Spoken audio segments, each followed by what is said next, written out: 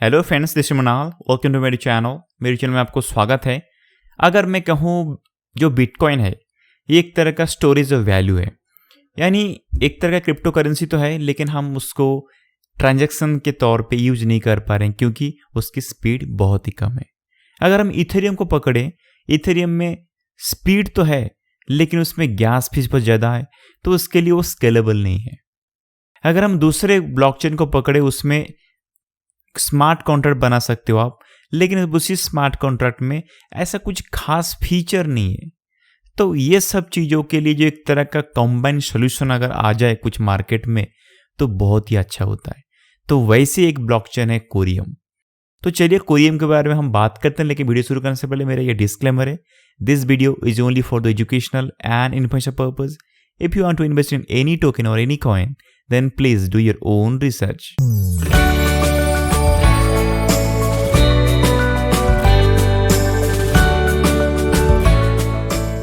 तो friends, Coreum एक तरह का ब्लॉकचेन है और ये blockchain third generation layer on blockchain है एज लाइक पोल्काडॉट। और पोल्काडॉट को अगर कंपैरेटिवली लेते हैं तो पोल्काडॉट का ट्रांजैक्शन स्पीड बहुत ही कम है एज कंपेयर टू कोरियम, क्योंकि कोरियम का जो ट्रांजैक्शन स्पीड है वो 7000 ट्रांजैक्शन पर सेकेंड, और यहाँ पे इसके पास में 16 वैलिडेटर हैं जो कि हर 4 घंटे के अंदर वो रोटेट होते रहते हैं। तो ये एक तरह का प्रूफ ऑफ स्टेकिंग पे काम करता है, प्रूफ ऑफ वर्क पे नहीं। इसके मतलब ये जीरो कार्बन एमिशन पे काम करता है, एनवायरमेंटल फ्रेंडली भी है। तो इसका मतलब ये मार्केट में बहुत जल्दी एक्सेप्टेंस उसको मिल सकता है एज ए ट्रांजैक्शन। तो चलते हैं और इसमें क्या फीचर है। ओके, यहाँ पे अगर देखेंगे तो स्केलेबल विथ नो लिमिट्स। यहाँ पे एक तरह का उन्होंने 2 तरह का फ्रेमवर्क यूज किया उनको ब्लॉकचेन को बनाने के लिए, जो कि Tendermint consensus engine and Cosmos SDK, जो कि आपको उसमें टेक्निकल टर्म्स को जानने की जरूरत नहीं है। और इसके वजह से क्या होता है, ये मोर पावरफुल होता है एंड मोर एफिशिएंट होते हैं आज compare to proof of work mechanism के तौर पे। तो ये बहुत ही अच्छा होता है उसकी ब्लॉकचेन को आगे जाके इंसेंटिवाइज करने के लिए। और साथ ही साथ इसमें अगर थोड़ा सा और देखेंगे, ये एक तरह का स्मार्ट कॉन्ट्रैक्ट बना के रखा है। देखिए, जैसे कि आपको पता होगा जो बाइनेंस या फिर इथेरियम हो गया, ये एक तरह का स्मार्ट कॉन्ट्रैक्ट बना के रखे। यहाँ पे बहुत तरह तरह का प्रोटोकॉल बनता है, तरह तरह का टोकन्स बनता है, तरह तरह का डिसेंट्रलाइज्ड एप्लीकेशन भी बनता है। तो ये भी एक तरह का स्मार्ट कॉन्ट्रैक्ट बना के रखे हैं जिसके वहां पे भी बहुत तरह तरह का प्रोटोकॉल बन सकता है। और ये देखिए WASM यानी वेब असेंबली करके एक तरह का इसको बोलते हैं रन टाइम मशीन बोलते हैं, रन टाइम एनवायरनमेंट बोलते हैं, वो उसको यूज किया। जैसे कि आपको पता होगा EVM, इथेरियम वर्चुअल मशीन, वो एक तरह का रन टाइम एनवायरनमेंट होता है, जो जैसे कि कोई ब्लॉकचेन बनाने से पहले या फिर कॉन्ट्रैक्ट बनाने से पहले उसको एक लैंग्वेज में कोडिंग करते हैं, उसके बाद में कंपाइल करते हैं EVM मशीन में। तो वैसे ही ये एक तरह का मशीन है। अभी लोग सोच रहे हैं कि EVM के लिए अगर कंपैरेटिवली कोई अगर कंपटीटर है तो ये है WASM, क्योंकि EVM में बहुत तरह फ्लॉज है। उसमें कोडिंग करने के लिए आपको स्पेसिफिक कुछ लैंग्वेज होना चाहिए, और उसमें अगर आप देखोगे ना, थोड़ा सा टेक्निकल टर्म्स अगर घुसेंगे, आपको चाहिए 256 बिट रेट से। अगर लो पे कुछ अगर बिट आया तो उस पर आप रेंडर नहीं कर पाओगे, उस पर आप कंपाइल नहीं कर पाओगे। तो इसमें बहुत तरह तरह का थोड़ा सा एरर आता है EVM में, जो कि बहुत कठिन आता है, जिसमें कि नॉर्मली आपको कोडिंग करने के लिए। तो ये WASM जो है ना, ये एक तरह का फ्यूचरिस्टिक है, और ये उसको बोलते हैं कि ये डिसेंट्रलाइज्ड फैक्टर के लिए लेयर 1 पे अगर कुछ सोल्यूशन दे सकता है तो ये WASM है, ना कि EVM। तो लोग धीरे धीरे EVM को छोड़ रहे हैं, आगे जाकर वो दिखेगा भी। अभी EVM को छोड़ के WASM पे आ रहे हैं, ठीक है ना। तो ये ऐसे ही मैकेनिज्म है, तो इसको ये यूज किया है। तो उसकी वजह से क्या है, जो स्मार्ट कॉन्ट्रैक्ट होता है ना, वो बहुत तरह इजीली अडेप्ट होता है, इजीली उसको एफिशिएंसी बढ़ता है उसका। और क्या है, ये देखिए यहाँ पे उन्होंने मल्टी चेन फ्यूचर भी डाल के रखा है। उन्होंने, जैसे कि आपको पता होगा, इंटरऑपरेबिलिटी या फिर क्रॉस चेन ब्रिज, ये सारे चीजों के लिए ये ऑलरेडी प्रिपेयर होकर बैठे हुए हैं। यानी उन्होंने जो मल्टी चेन, उनका जो चेन है, ये एक तरह का मल्टी चेन ब्रिज बना के रखे हैं, जो कि तरह तरह का टोकन को रैप टोकन भी बना सकते हैं। जैसे को पता होगा बाइनेंस स्मार्ट चेन पे बिटकॉइन भी बना के रख, लेकिन वो एक तरह का अलग बिटकॉइन, जैसे कि BTCB, जो कि बाइनेंस स्मार्ट चेन पे बना हुआ टोकन है। या फिर इथेरियम पे जाओगे तो वहां पे रैप BTC करके दिख रहा है, वो भी इथेरियम ब्लॉकचेन पे बना हुआ एक तरह का रैप टोकन है ऑफ BTC का। तो वैसे ही यहाँ पे तरह तरह का रैप कॉइन बन सकता है, रैप टोकन बन सकता है। तो ये एक बहुत ही अच्छा फीचर है, यानी कंपटीटर बन सकता है बाइनेंस के लिए या फिर इथेरियम के लिए। और अगर देखेंगे यहाँ पे यहाँ पे BPOS कॉन्सेंसस मैकेनिज्म यूज करते हैं, यानी ये प्रूफ ऑफ स्टेकिंग का एक तरह का अपग्रेड वर्जन है, जिसको बोलते हैं बॉन्डेड प्रूफ ऑफ स्टेकिंग, जिसके वजह से कि एक तरह का नॉन कस्टोडियल स्टेकिंग होता है। जैसे आपको थोड़ा सा नॉर्मल बताने के लिए बोलूँ, जैसे कि आपको कुछ स्टेकिंग करना रहता है तो आप क्या करते हो, बाइनांस में वेबसाइट, बाइनांस का जो एक्सचेंज होता है वहाँ पे आपको स्टेकिंग करना पड़ता है और स्टेकिंग करने के बाद में आपको रिवॉर्ड मिलता है। ठीक है, यानी आप स्टेकिंग डायरेक्टली ब्लॉकचेन पे नहीं कर रहे हो, आप एक तरह का थर्ड पार्टी का आप हेल्प ले रहे हो। तो ये हो गया कस्टोडियन स्टेकिंग। लेकिन नॉन कस्टोडियन स्टेकिंग पे आपको खुद से होकर स्टेकिंग करना पड़ता है, उसमें से जो भी आपको रिवॉर्ड आप डायरेक्टली मिलता है, आप कोई थर्ड पार्टी का इन्वॉल्वमेंट नहीं लेते हो। तो इसको बोलते हैं डिसेंट्रलाइज स्टेकिंग। तो ये जो BPOS होता है, एक तरह का बॉन्डेड प्रूफ ऑफ स्टेक जो होता है, इसमें डेलीगेटर जो होते हैं, जो डेलीगेट करते हैं, जो वैलिडेटर होते हैं, ये डायरेक्टली स्टेकिंग करते हैं। ठीक है, तो ये एक तरह का अच्छी चीज है, ये डिसेंट्रलाइज फैक्टर को मेंटेन करता है उसकी वजह से, है ना। ठीक है ना। और क्या है इसमें, ओके, यहाँ पे ज्वाइन द कोरियम टूर्नामेंट, और यहाँ पे कुछ ज्यादा कुछ नहीं है। और इसमें और क्या देख लेते हैं, यहाँ पे देखिए कोरियन टोकन। अगर कोर टोकन को हम देखेंगे, इसका अगर हम थोड़ा सा चलते हैं, शायद मैं डाउनलोड किया था कि यहाँ पे अगर सप्लाई को आप देखेंगे थोड़ा सा, यहाँ पे टोटल सप्लाई में से 500 बिलियन टोटल सप्लाई है, और आज के डेट पे उसका सर्कुलेटेड सप्लाई पे 100 मिलियन दिख रहा है। यानी अभी भी 20% सप्लाई अभी मार्केट में, करीब करीब 80% सप्लाई अभी बाकी आने के लिए। यानी एक तरह का ये इन्फ्लेशनरी है, लेकिन हाँ परमानेंटली नहीं। अभी 500 मिलियन टोटल उनका इनिशियल सप्लाई है, 500 मिलियन। ओके, तो यहाँ पे अगर हम देखेंगे उसका टोटल टोकनमिक्स को देखेंगे, यहाँ पे उन्होंने डिस्ट्रीब्यूशन उन्होंने मेंशन किया है।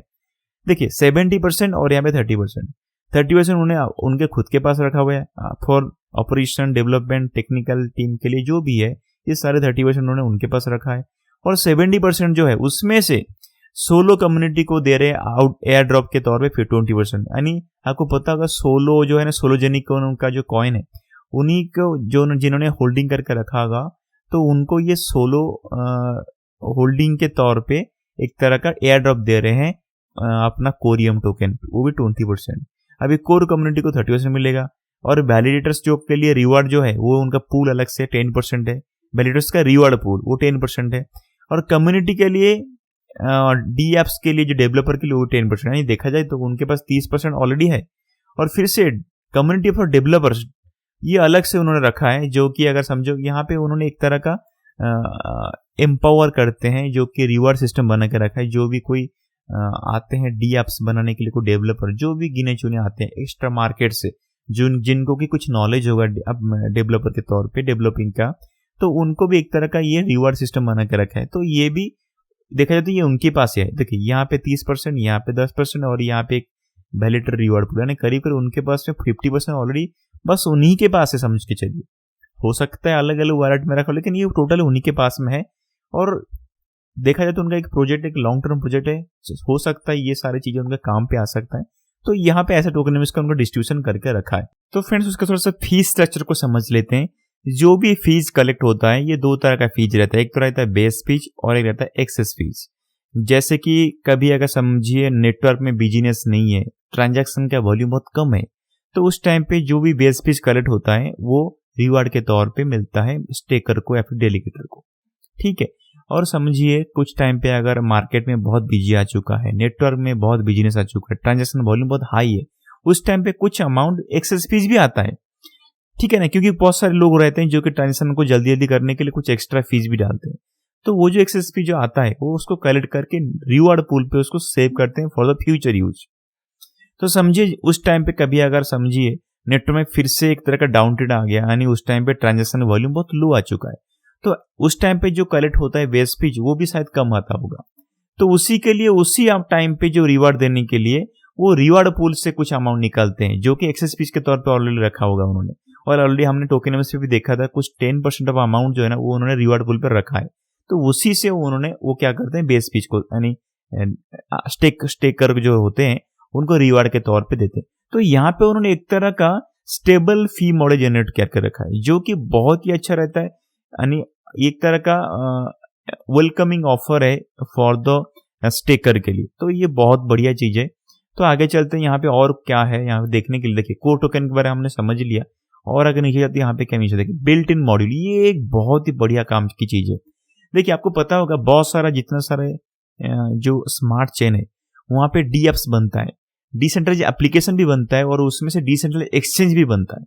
जैसे आपको पता होगा इथेरियम पे बना हुआ यूनिस्वैप एक तरह का डिसेंट्रलाइज एक्सचेंज है, और वैसे ही आप बाइनेंस का स्मार्ट चेन पे बना हुआ एक है पैनकेक स्वैप जो कि डिसेंट्रल एक्सचेंज है। लेकिन ये उन्होंने ऐसा एक स्मार्ट चेन बना के रखा है अपनी खुद की ब्लॉकचेन पे, अगर कोई चाहे यहाँ पे अगर डिसेंट्रलाइज्ड एप्लीकेशन को एक्सचेंज के तौर पे बनाने के लिए, तो उन्होंने एक तरह का फीचर मेंटेन किया यहाँ पे। देखिए क्या मेंटेन किया यहाँ पे, module with synthetic order book functionality. ये उन्होंने ऑलरेडी ब्लॉकचेन पे एक तरह का बना के ऑलरेडी रखा है, ठीक है ना। ये एक तरह का फुल फीचर डिसेंट्रलाइज्ड एक्सचेंज के लिए एक मॉड्यूल बना के रखा है उनका ब्लॉकचेन पे। यानी आगे जाके अगर उनके ब्लॉकचेन में कोई डिसेंट्रलाइज्ड एप्लीकेशन बने और वो भी डेक्स बने, डिसेंट्रल एक्सचेंज बने, तो ये बहुत ही काम की चीज हो सकता है। क्योंकि आपको अभी पैनकेक स्वैप पे या फिर यूनिस्वैप पे ऐसा कुछ फीचर दिखता नहीं, तो ये एक बहुत ही बढ़िया काम हो सकता है। तो देखिए उन्होंने फ्यूचर के प्लानिंग के लिए बैठा है, यानी बहुत जल्दी हो सके अगर इसका मार्केट में एक्सीडेंट हो गए तो इस टाइम पे बहुत सारा डेक्स भी बन सकता है उसके एप्लीकेशन के, उसके ब्लॉकचेन पे, ठीक है ना। तो यहाँ पे अगर देखिए उसका यूज केस सबसे बढ़िया चीज है। उसका यूज केस क्या है, एक तो स्टेबल कॉइन बन सकता है यहाँ पे उसी ब्लॉकचेन पे, क्रॉस बॉर्डर, यहाँ पे अगर देखोगे ना cross border payment, banking and remittance, ये सारे चीज यहाँ पे बन सकता है। रैप्ड क्रिप्टो करेंसी बन सकता है, लेंडिंग प्लेटफॉर्म बन सकता है, metaverse, gaming, NFT market places, decentral exchange के बारे में भी आपको बता, ये सब कुछ बन सकता है। तो ये एक तरह का जो फुल पैकेज है, आज एक कंपटीटर के लिए काम कर सकते हैं, बाइनेंस नहीं तो इथेरियम के लिए कंपटीटर होकर भी काम कर सकता है। मैं सोलाना का कंपटीटर नहीं बोल रहा हूँ, क्योंकि सोलाना एक तरह का है, लेकिन ये बाइनेंस के कंपटीटर में बोल सकता हूँ, क्योंकि आगे जाके ये बहुत ही अच्छा काम कर सकता है। क्योंकि इन्होंने जैसे उन्होंने रोड मैप बना के रखा है, जो भी सर उन्होंने मेंशन किया है, ये बहुत ही काम की। और यहाँ पे और बहुत बढ़िया चीज देखिए, उन्होंने एक तरह का ऑन चेन टोकन इश्यूएंस भी बना के रखा है। जैसे ही आपको समझाऊं, आगे जाके फ्यूचर में अगर समझिए कोई रेगुलेशन आता है अपनी क्रिप्टो करेंसी पे, तो वो उन्होंने ऐसा बना के रखा है, अगर गवर्नमेंट के तरफ से कुछ अगर टोकनाइज होके कुछ एनएफटीज या फिर नॉन फंजिबल एसेट्स या फिर फंजिबल एसेट्स कुछ बनाए गवर्नमेंट, तो वो चाहे तो उसको कस्टमाइज कर सकते हैं उस टोकन्स को। अगर समझिए वो चाहे तो यहाँ पे वॉलेट व्हाइट लिस्ट कर सकते हैं। वॉलेट व्हाइट लिस्ट का मतलब ऐसा है, वो चाहे तो कुछ स्पेसिफिक पर्सन को वही टोकन को एक्सेस करने के दे सकते हैं। अगर वो चाहे कुछ स्पेसिफिक वॉलेट को फ्रीज भी कर सकते हैं। तो एक तरह का कुछ फीचर्स है जो कि उन्होंने ऑलरेडी ब्लॉकचेन पे बना के रखा है, जो कि फ्यूचरिस्टिक होकर काम करे। अगर समझिए जैसे कि आज के डेट पे जितने सारे स्टॉक मार्केट है, स्टॉक एक्सचेंज है या फिर स्टॉक मार्केट है, जैसे फाइनेंशियल मार्केट को रेगुलेट कर रहे हैं, वैसे अगर रेगुलेशन आ जाए तो ये सारी चीजों का इंप्लीमेंटेशन भी हो सकता है। तो ये एक बहुत ही बढ़िया काम की चीज है, क्योंकि ये उन्होंने फ्यूचर के लिए सोच के अभी तक बना के रखा है। और यहाँ पे देखिए, आपको सोच रहे होंगे कि ये तो इन्फ्लेशनरी टोकन, यहाँ पे मैं इन्वेस्ट ही नहीं करूंगा। अभी उन्होंने बहुत ही बढ़िया इंप्लीमेंटेशन यहाँ पे उन्होंने किया है। और वहां पे उन्होंने सबसे बड़ा टैगलाइन देखिए क्या है, the inflation rate will be inversely proportional to the total value lock. यानी जितना ज्यादा टोटल वैल्यू लॉक होता रहेगा, जितना ज्यादा स्टेकिंग होता रहेगा उनका टोकन्स को, उतना कम उनका इन्फ्लेशन हो सकता है। यानी एक तरह का टारगेटेड उन्होंने एक तरह का टारगेटेड टोटल वैल्यू लॉक उन्होंने बना के रखा है। वो अभी तक रिवील नहीं की उन्होंने। अगर वहां तक हो जाता है, वो चाहे तो इन्फ्लेशन को जीरो भी कर सकते हैं उसी साल के लिए, ठीक है ना। तो जितना ज्यादा स्टेकिंग होता रहेगा, जितना ज्यादा उनका वैल्यू लॉक होता रहेगा, उतना ही कम उनका इन्फ्लेशन होगा। तो एक बहुत बढ़िया है। अगर समझो उसका टोकन, यानी ऐसा हो सकता है उसका पॉसिबिलिटीज, कुछ टाइम पे अगर नया डिसेंट्रल एप्लीकेशन कुछ बनने लगे उसके एप्लीकेशन पे, उसके ब्लॉकचेन पे, तो ऑटोमेटिकली टोटल वैल्यू जो लॉक हो रहा है वो भी बढ़ता रहेगा। तो उसी टाइम पे हो सकता है कि उसका इन्फ्लेशन भी कम होता रहेगा, तो ऑटोमेटिकली उसकी प्राइस उसी बीच में, उसी साल में बहुत ज्यादा पंप भी कर सकता है। तो ये टोकन को आप चाहो तो आप लेके रख सकते हो। मुझे लगता है अगर आगे जाके बुल रन आता है तो ये हो सकता है कि ये 10 टाइम्स प्रॉफिट आपको दे सकता है, ठीक है। तो आज ये अगर चाहो तो अभी भी ज्यादा लिस्टेड हुआ नहीं बहुत सारे एक्सचेंज पे, शायद MEX पे लिस्टेड हुआ है। यहाँ पे अगर देखे तो MEX पे लिस्टेड हुआ है और बिट्रू पे लिस्टेड हुआ है। तो चाहो तो आप खरीद सकते हो, लेकिन फिर भी मेरा ये एडवाइस है, this is not the financial advice है। आप चाहो तो अपना खुद की रिसर्च करके आप टोकन को ले सकते हो, ठीक है। तो आज की वीडियो में यहाँ पे खत्म करता हूँ। ये एक बहुत बढ़िया टोकन है। अगर आपको अच्छा लगता है प्लीज लाइक करिएगा, शेयर करिएगा, और अगर कुछ सुझाव हो तो आप जरूर कमेंट सेक्शन पे डालिएगा। All the best and take care.